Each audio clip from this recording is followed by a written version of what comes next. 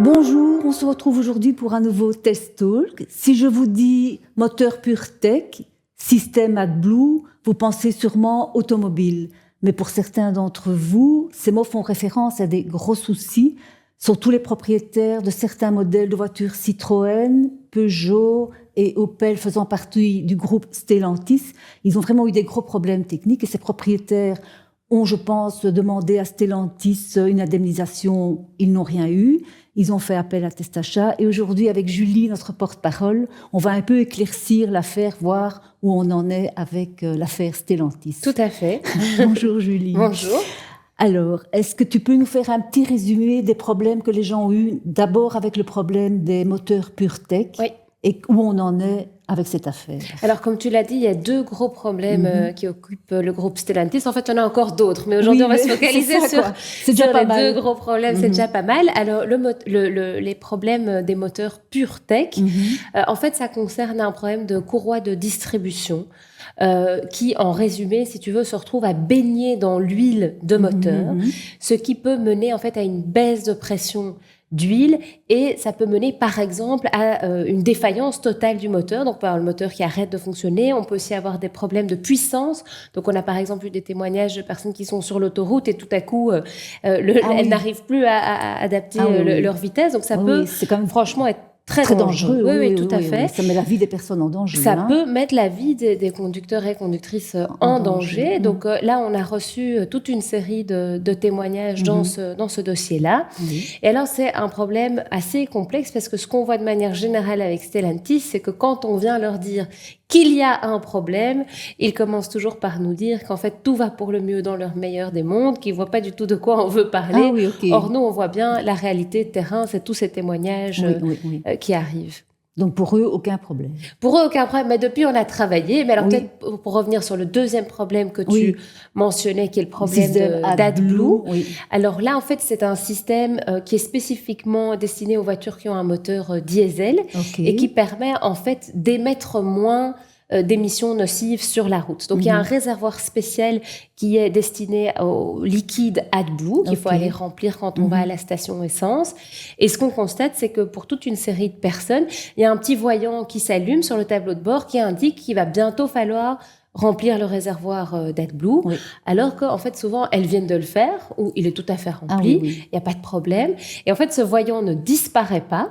Et donc, à un moment, ça peut aussi mener, comme dans le problème PureTech, à un arrêt total du moteur. Ah oui, carrément. Ah oui, carrément. Donc, dans les deux cas de figure, c'est quand même des problèmes assez sérieux et des problèmes aussi assez sérieux d'un point de vue financier parce que comme jusqu'à présent, Stellantis disait il n'y a pas de problème, quand les personnes allaient chez le garagiste, eh bien, elles se voyaient facturer les réparations nécessaires. Il n'y a rien qui était pris en charge en fait par le constructeur automobile. Ah oui, c'est ça. Donc aucune garantie. Ils n'avaient aucune garantie pour la réparation. Il n'y avait aucune garantie. Ils devaient payer tout de leur poche et c'était quand même des sommes assez importantes. Dans les deux cas, on est dans plusieurs milliers d'euros. Souvent changé par exemple le réservoir AdBlue, on est à plus de 1 000 euros.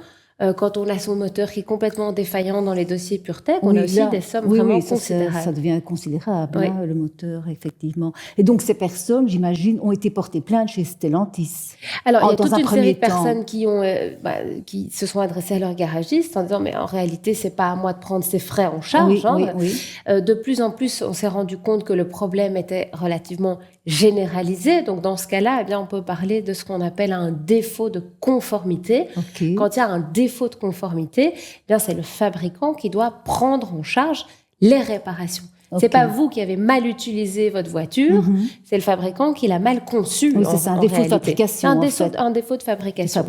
Et donc, en fait, nous, ce qu'on a fait à ce moment-là, très rapidement, on a interpellé Stellantis dans les deux dossiers, aussi bien PureTech que AdBlue, en demandant qu'il y ait une prise en charge de leur part.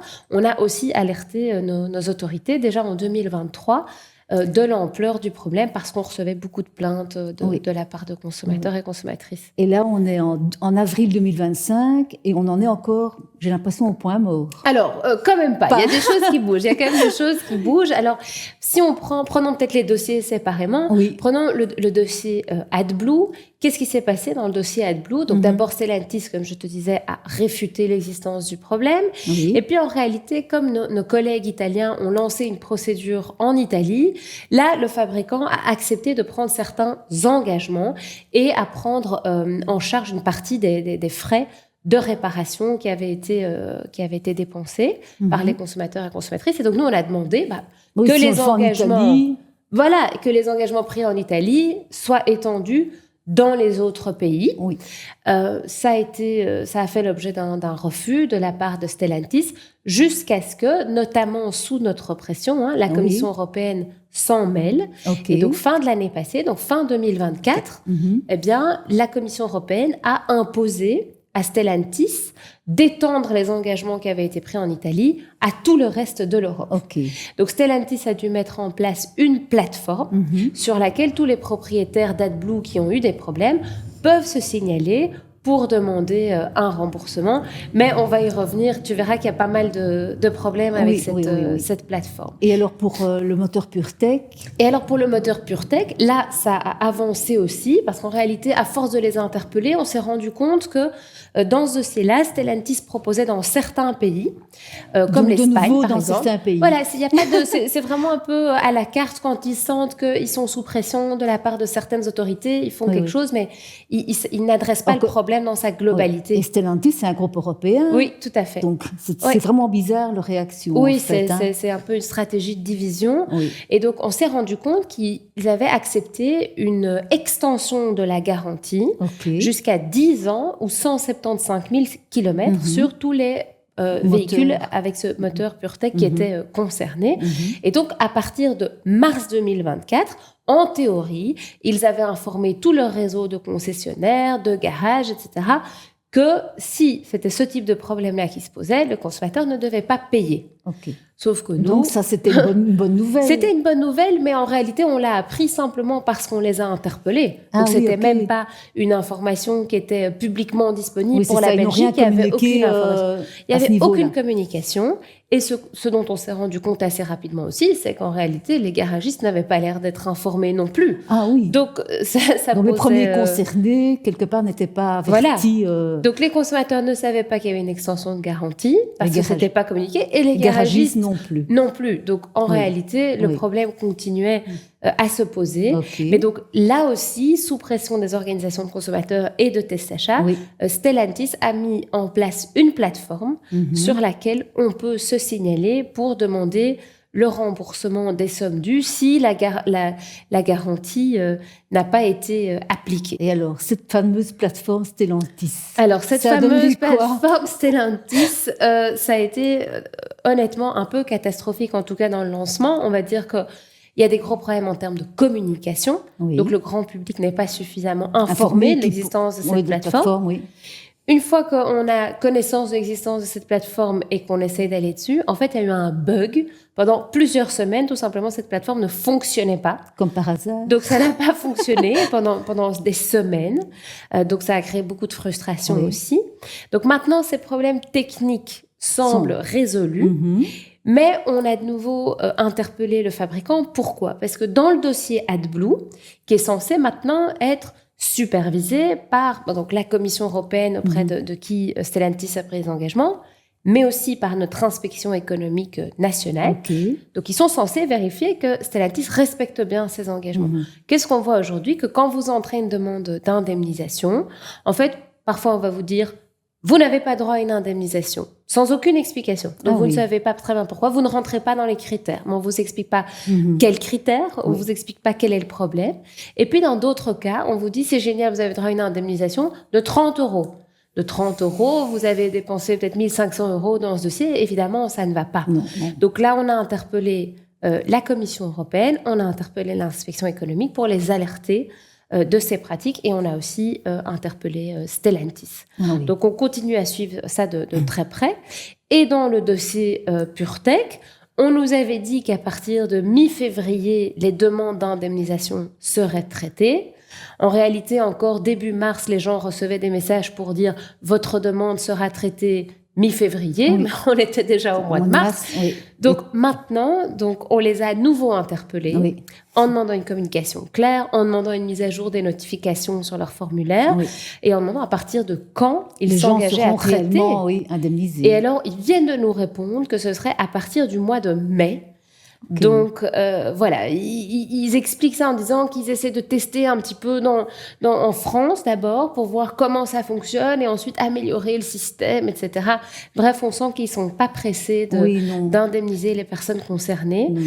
Et donc, ce qui est évidemment important à signaler aussi, c'est que nous, on a mis en place notre propre formulaire, comme tu sais. Oui. Et donc ça, j'appelle vraiment toutes les personnes concernées à le remplir. Si vous n'arrivez pas à remplir le formulaire, que ce soit pour AdBlue ou pour PureTech, ou si vous n'êtes pas d'accord avec le montant de la compensation qu'on vous propose, ou si on vous refuse la compensation, signalez-le nous sur notre site, parce que ça nous permet vraiment de suivre au mieux ce dossier, de pouvoir interpeller le constructeur, mais aussi les autorités. Et ce qui est sûr, c'est qu'on ne va pas lâcher dans ce dossier. Dans le dossier AdBlue, on a plus de 3500 personnes qui nous ont interpellés. Oui, on est à plus de 700 personnes dans le dossier PureTech. Oui, donc c'est quasi à 4000 personnes en tout qui sont concernées par le problème. Et encore, il y a des personnes qui ne savent pas que notre plateforme existe aussi. Voilà, donc ça, il faut informer vos connaissances. On fait un appel à nos membres et même à personne. On ne doit pas spécialement être membre. Non, pas du tout. C'est un formulaire qui est ouvert à tout le monde, qu'on soit membre ou soit pas membre. Dès qu'on est concerné par les problèmes, partagez-nous l'information pour qu'on puisse vraiment suivre au mieux votre dossier et faire avancer les choses. Mais il faut un peu de patience, mais on s'accroche. Oui, c'est souvent David contre Goliath, les combats d'organisation de consommateurs contre des grosses entreprises, mais on obtient quand même des résultats au final. Mais écoute, merci Julie. Avec plaisir. Je crois qu'on a une belle mise au point de l'affaire Stellantis. Donc, on doit garder espoir. Tout à fait. Testachat est derrière les consommateurs et se bat contre ce géant. Oui. Donc, n'hésitez pas à partager cette vidéo, à la liker, à aller sur notre site internet testachat.be et là, vous allez tomber sur le formulaire PureTech en tapant /PureTech. Je pense. En tout cas, c'est facile à trouver sur notre site internet. Sur notre site. Eh bien, Julie, je te remercie avec grand plaisir pour toutes ces informations et ce combat que tu mènes pour nos consommateurs. Avec plaisir. À tout bientôt. À bientôt. Pour une nouvelle vidéo.